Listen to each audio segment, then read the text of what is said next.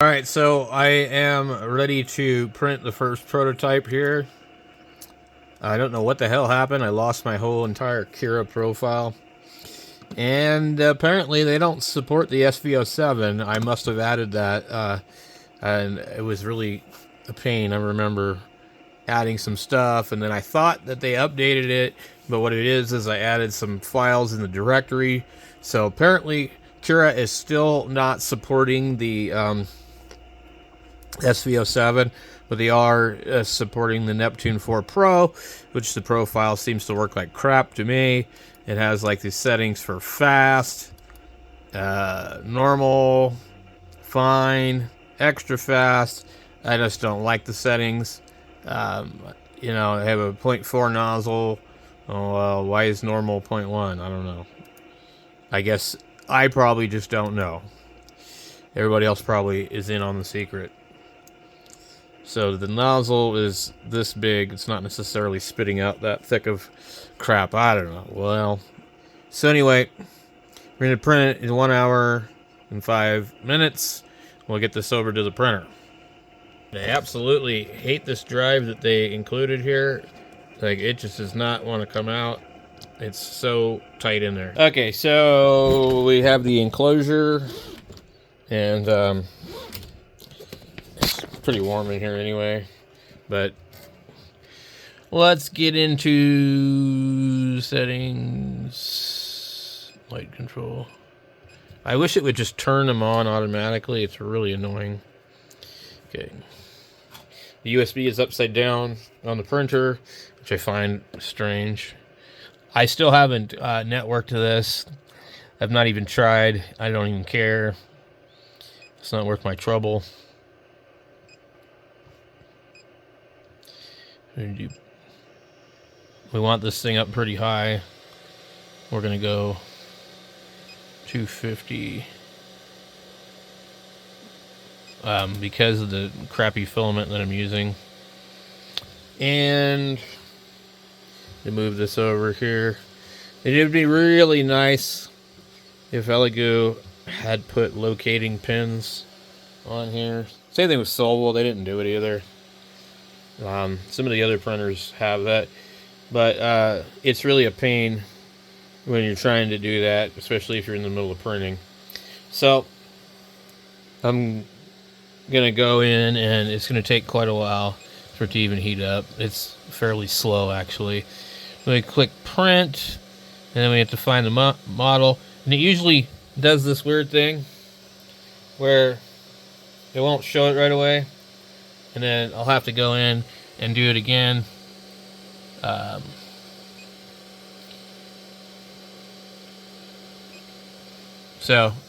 Or it won't show the time, so they need to back out and hit cancel. So we're just going to go click confirm. It doesn't give us a preview or anything. We've got a bunch of crap on the nozzle. I can feel it right now. And of course, I didn't think to get rid of it first. But anyway, it shall take a while. If you look here, you can see, well, here's the temperature. The nozzle is at 140 and the print bed's at 59. So it's just going to sit there for a minute. And the other thing I don't like about the software, it always tries to print this little test line right here, which is technically off of the plate. And it started to like wear a mark in here, you know. And I want it to do it over here. So I rewrote some of the code, but of course I lost my profile and all that crap on my Windows computer because I tried to delete some privacy crap. As you guys probably know, Windows is becoming increasingly more invasive like Android and Apple. And so I just didn't like some of the stuff it was doing, and I deleted some files and folders, and apparently it doesn't exist anymore as far as the Kira profile. So this is probably not going to print anywhere how I want to. It'll probably print way too fast. It's probably going to print right across here and run a stupid line like it always does. So We are up to temp on the bed, but we are not on the hot end. Really hate when they do this on an ender with that plasticky print bed. It just sits there and sits there and sits there, and then it actually melts a damn hole in your print bed. So yeah, it's gonna do this stupid line right across here. I don't know whoever wrote this profile for this thing's a retard. I do not want this thing printing right here. What if I had a glass print bed on here?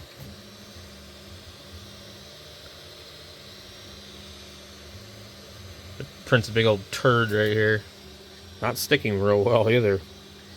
So we probably have a failed first layer right out the gate just because of that reason alone. I did turn it down from 250 to 200. This printer just tries to print way too fast for its own good. The acceleration rates are really, really high. But we'll see. Now, I don't know if it's printing a brim or a skirt right now. It could possibly be doing that. I really just kind of sliced it, just said, let's just get this thing done, see what it does. I didn't really spend too much time looking at it. So, usually when I do something like this, I have to design a few different ones before I get what I want, or something that even works. So, we'll see. It looks kind of small for what I'm supposed to be printing, so I don't really know. I hate having to cut off a brim. It's just really... They don't make them to where they separate easily. I'm sure there's ways to change that in the profile. So I can see this as a stupid ass brim. I think. You see that little separated line right there? Yeah, that's okay. Yeah, so when we print it the next time, we'll remove the brim. I definitely don't want to deal with that. Or maybe it's doing something else. I don't know. I seem to remember some weird type of printing that it did when I printed the first batch. And as we can see, the holes are going to be really, really weird looking. Only one of them really lines up, but as long as like it can have a pretty good idea where they're supposed to be, and then we can drill the thing out. And I need to just go into the software and add the holes, but I'm not finding an easy way to do that with Tinkercad, so I'm just learning how to do this stuff as we go. So I'll let you guys know what this looks like when it's finally done. And you can look for the experimental files on my profile under the name No Name on printables. Or I think, what is it going to be, modified x6100. I'll show you. Hold on. I didn't know that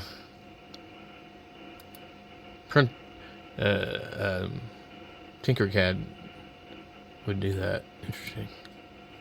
Oh, actually, that might be something else. Anyway, why is it not showing up? I don't know what I just did with it. Seems to disappeared. So if you just look up this information here, you'll find it. It should be. It'll look like this when you see it. So I just kind of loaded it really quick, so that way if somebody else wants to try and work on it, they can do that.